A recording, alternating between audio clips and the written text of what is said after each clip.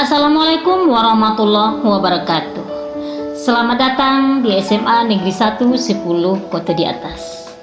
Jumpa lagi dengan saya Dra Ernadiati dalam pembelajaran Bahasa Indonesia kelas 12. Dengan KD 32, menganalisis kebahasaan cerita atau novel sejarah. Nah, dengan indikator pertama, menentukan persamaan unsur kebahasaan teks sejarah dengan surat lamaran pekerjaan. Yang kedua, menentukan perbedaan unsur kebahasaan teks cerita sejarah dengan surat lamaran. Dan yang ketiga, menyimpulkan kebahasaan teks cerita sejarah. Dengan materi ciri-ciri kebahasaan novel sejarah, yang pertama, menggunakan banyak kalimat bermakna lampau. Contoh, prajurit-prajurit yang telah diperintahkan, telah diperintahkan kita garis bawah, yang membersihkan gedung bekas asrama, telah menyelesaikan tugasnya, kita garis bawahi. Yang kedua, urutan waktu, disebut juga konjungsi kronologis, seperti mula-mula, setelah itu, kemudian, dan sebagainya. Seiring dengan itu, ada juga kata keterangan waktu, disebut juga temporal, seperti ketika itu, saat itu, dan lain-lain sebagainya. Kemudian yang ketiga, kata kerja material. Kata kerja yang menggambarkan suatu tindakan. Dapat dicontohkan. Di depan Ratu Biksuni Gayatri yang berdiri, Sri Gitarja duduk bersimpuh.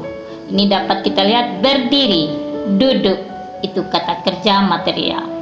Yang kedua, contoh lain, ketika para ibu ratu menangis. Menangis itu kita garis bawahi. Seterusnya, yang keempat, menggunakan kata kerja yang menunjukkan kalimat tak langsung. Misalnya, mengatakan bahwa, menceritakan tentang, menurut, mengungkapkan, tentang, menanyakan, menyatakan, menuturkan, dan lain-lain sebagainya. Dapat kita contohkan, menurut sang patih, Galeng telah diperiksa seluruh kamar Sah Badar dan ia telah melihat banyak botol dan benda-benda yang ia tak tahu nama dan tugasnya. Menurut, ini termasuk kita garis bawah. Kemudian contoh lain, Riung Samudra menyatakan bahwa. Jadi menyatakan bahwa itu kita garis bawah contoh dari kata tersebut. Nah, yang kelima, kata kerja mental, yaitu kata kerja mental, kata kerja yang menyatakan sesuatu yang dipikirkan atau dirasakan oleh tokoh. Misalnya merasakan, menginginkan, mengharapkan, mendambakan, menganggap, dan sebagainya. Contoh dalam kalimat, Gajah Mada sependapat dengan jalan pikiran Senopati Gajah Engon. Itu contohnya. Contoh lain, melihat itu tak seorang pun yang menolak, karena semua berpikir Patih Gajah Mada memang mampu dan layak berada di tempat. Ya, itu contoh yang kita lihat juga di teks sejarah. Kemudian yang keenam, menggunakan banyak dialog. Kita lihat teks sejarah itu banyak dialog. Hal ini ditunjukkan oleh tanda petik ganda. Contoh, mana surat itu? Beri tanda tanya, kemudian diapit oleh tanda petik ganda. Ampun, Gusti Adipati, Pati takut, maka Pati bakar juga.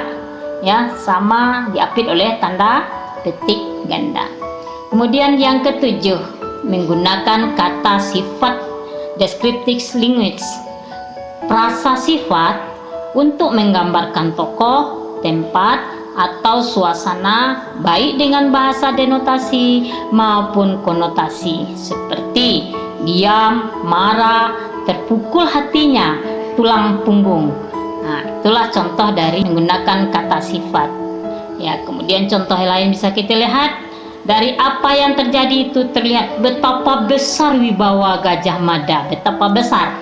Nah, terlihat oleh kita di situ. Contohnya. Kemudian yang terakhir, sebagai uji kompetensi, kamu bacalah satu contoh teks surat lamaran pekerjaan dan satu contoh teks novel sejarah. Kemudian bandingkan dengan cara yang pertama menentukan persamaan unsur kebahasannya. Yang kedua menentukan perbedaan unsur kebahasannya. Dan yang ketiga menyimpulkan kebahasaan teks novel sejarah. Selamat bekerja. Sekian, terima kasih.